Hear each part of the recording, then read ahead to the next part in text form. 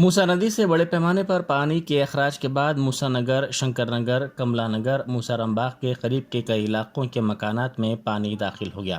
ان مکانات میں تقریباً 6 تا 7 فٹ پانی داخل ہو گیا، جس کے بعد ان مکانات میں رہنے والوں کو وہاں سے محفوظ طور پر منتقل کر دیا گیا۔ موسیٰ ندی کے اندر جو ہے پانی کا بہاؤ زیادہ بڑھ گیا ہے اور اطراف و کناف سے جو ہے گاؤں کا جو پانی گنڈی پہ عثمان ساگر کے اندر اور ہمایت ساگر کے اندر جو زیادہ ہونے کی وجہ سے وہاں کے کئی دروازے کھولے گئے ہیں۔ اس سے عثمان ساگر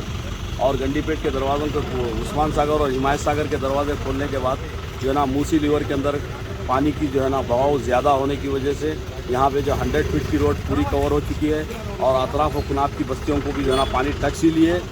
بیرسٹر اسد الدین اویسی صاحب کی ہدایت پہ موجود رکن اسمبلی کوثر معین الدین صاحب کی راست نگرانی میں محکمہ پولیس کو اور محکمہ بلدیہ کو اور آبرہ ثانی کے عہدیداروں کو یہاں پہ ہدایت دی گئی تو تاکہ اسی لیے یہاں پہ کوئی خطرات لازم نہ ہو جائے، اس لیے پرانا پل اور